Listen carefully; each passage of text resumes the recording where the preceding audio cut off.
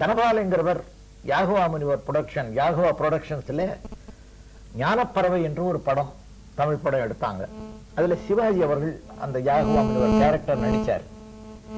அப்ப யாகவா முனிவருக்கும் எனக்கும் தொடர்பு கிடையாது.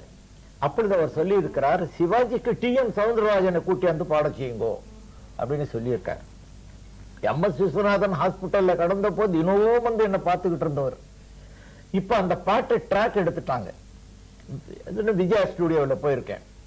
அந்த விஜயா பிரசாத் ஸ்டுடியோவில் என்ன பாடணும்னு சொல்லி வந்து கூப்பிட்டாங்க. ஐயா என்னால பாட முடியல, கையெல்லாம் நடுங்குது ஐயா அப்படின்னு. பரவாயில்ல வாங்க அப்படின்னு கூட்டிட்டு போனாங்க. அந்த பாட்டை போட்டாங்க.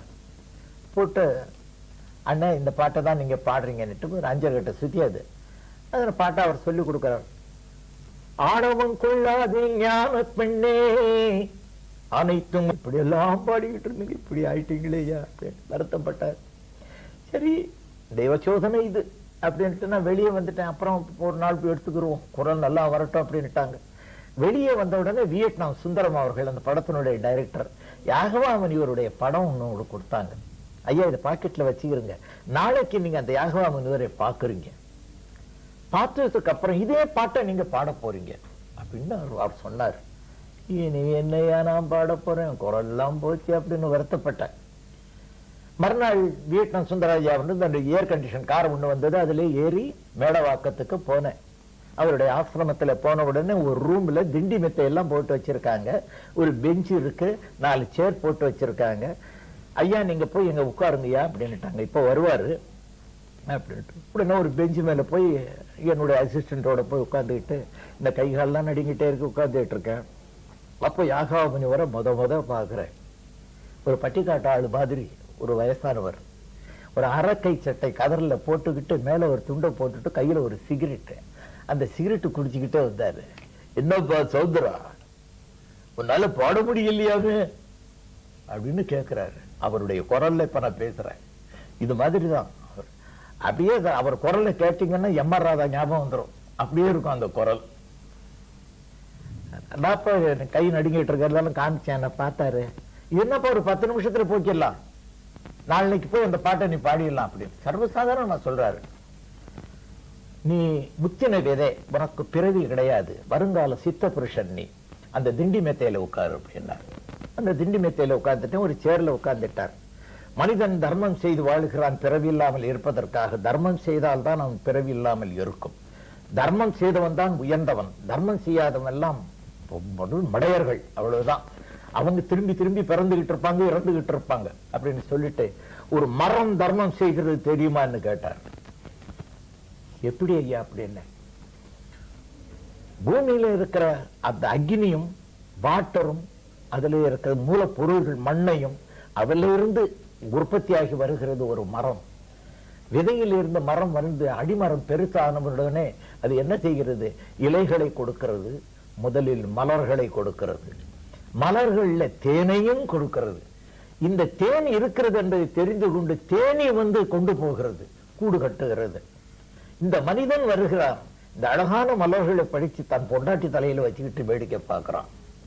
இவனால அந்த மலரை உற்பத்தி செய்ய முடியுமா, அந்த தேனை உற்பத்தி செய்ய முடியுமா?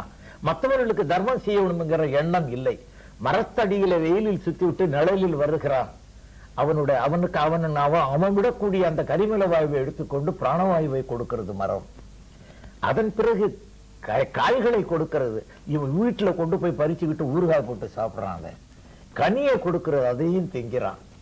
கடைசி வரைக்கும் அது தர்மம் செய்து கொண்டே இருக்கிறது. இந்த மனிதன் எந்த தர்மத்தையும் பண்ணுவதில்லை. தர்மம் பண்ணாம எல்லாத்தையும் அந்த தேன் கூடு கட்டியிருந்தா அந்த தேன் கூட்டை உடைச்சு அந்த தேனை இவன் சாப்பிட்டுக்கிட்டு இருக்கான். தர்மம் பண்ணவில்லை. பாப்பம் அதிகரித்து கொண்டே இருக்கிறது. அக்கிரமங்கள் தான் செய்து கொண்டிருக்கிறான். இந்த மரமும் இந்த இவன் செத்து போயிடுறான். கடைசியில பிரயோஜனம் இல்லாம போயிடுறான் இந்த மனுஷன். இவன் கழிச்ச அந்த மலத்தை திங்கிற பன்றி விலைக்கு போகிறது. இந்த மனிதன் விலை போக மாட்டேங்குது, செத்து போயிட்டா. இந்த மரம் கீழே விழுகிறது, அப்பவும் தர்மம் பண்ணுகிறது. என்ன, உன் வீட்டு பெஞ்சா மாறுது, உன் வீட்டு சேரா மாறுது. அப்படி ஒரு மரம் தர்மம் செய்வதை நீ புரிந்து கொள்ளடா மானிடனே அப்படின்ட்டு எனக்கு போதிச்சார். நான் சொன்னேன், நான் ஒரு ட்ரஸ்ட் நடத்திக்கிட்டு இருக்கேன் சாமி, நான் ஒரு தர்மம் பண்றேன் சாமி. பக்தி பாடல்ல பாடி இருக்கிற அந்த பணத்தை எல்லாம் டிபாசிட் பண்ணி 1972 செத்து போன என் மூத்த மகன் பாலசுப்ரமணியன் பேர்ல ஒரு ட்ரஸ்ட் ஆரம்பித்தேன் சாமி. டி.எஸ். பாலசுப்ரமணியன் மெமோரியல் தர்ம ட்ரஸ்ட்னுட்டு வச்சு அதுல பக்தி பாடல்ல வந்த ராயல்டி எல்லாம் டிபாசிட்ல வருஷத்துக்கு 75,000 ரூபாய் தர்மம் செய்து கொண்டு இருக்கிறேன். 72 இருந்து. எவ்வளவு பெரிய தர்மம் சாமி. அதான் நான் சொல்லிட்டேன், உனக்கு நீ இனிமே பிறவி கிடையாது, சித்த புருஷன் ஆக போகிறாய் என்று முதல்லயே நான் சொல்லிட்டேனே அப்படின்னு எனக்கு சொன்னாரு. சரி வா எழுந்துரு அப்படின்னார். கையை எழுப்பிட்டு அவருடைய ஆசிரமத்துக்கு கூட்டிட்டு போனார். சித்தர்களுடைய படமா ஒரு ரூம்ல வைக்கப்பட்டிருக்கிறது. அந்த படங்கள்லாம் மேல இருக்கு. அந்த ஆசிரமத்தை வாசல்ல கொண்டு போய் நிறுத்தினாரு. இந்த பக்கத்துல ஒரு பெரிய கிணறு, அரச மரம், ஆலமரம், வேப்ப மரம் 3ம் சேர்ந்து வளர்ந்திருக்கிறது. என் கையை பிடித்து கொண்டு போகிறார். மேலே இருக்கிற பட்சிகளை பார்க்கிறார். விதவிதமான பட்சிகள் உட்கார்ந்து கொண்டிருக்கின்றன. என்னப்பா பட்சிகளை, ஒரு பெரிய கலைஞர் வந்திருக்காருப்பா, பாராட்டுங்கப்பா அப்படின்னு சொல்றாரு. அத்தனையும் ஒன்றாக 3 தடவை சுத்துகிறதம்மா. வட்டம் போட்டு சுற்றுகின்றன, சுற்றி விட்டு உட்காருகின்றன. உன்னை ஒத்துக்கிட்டாங்கப்பா, பெரிய கலைஞர்னு ஒத்துக்கிட்டாங்கப்பா, வா உள்ள வா அப்படின்ட்டு வாசல்ல நிறுத்தி மனைவியை கூப்பிட்டு கிணத்திலிருந்து ஒரு பக்கெட் தண்ணி எடுக்க சொன்னாங்க. அதுல ஒரு செம்புல ஊத்தி உள்ள ஒரு பொட்டலம் இருந்தது, அதை எடுத்து பார்த்தாங்க. அதுல என்னென்னமோ விழுந்திருக்கு. அந்த விபூதி மாதிரி இல்லை, விபூதி மாதிரி மட்டும் சொன்னார் இவரு. ஆனா எவ்வளவோ அழுக்குகள்லாம் இருக்கு. அதை ஒரு கையால அள்ளித்த தண்ணியில போட்டாரு, கலக்குனாரு. பயப்படாத, உன் கண்ணாடியை எடுன்ட்டு மூஞ்சியில 3 தடவை அடிச்சாரு.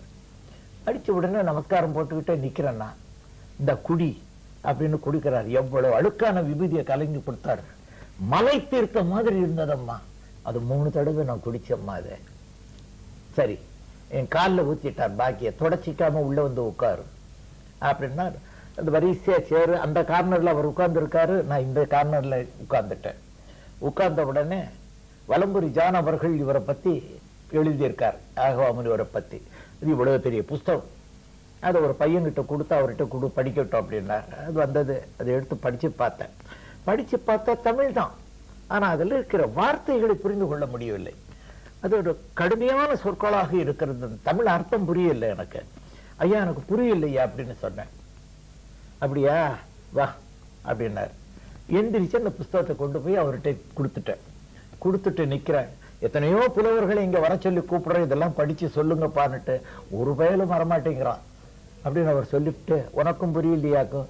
ஆமா, கால் நடுங்குது கை நடுங்குதுன்னு சொன்னியே, சும்மா நிக்கிறியேங்கிறாரு.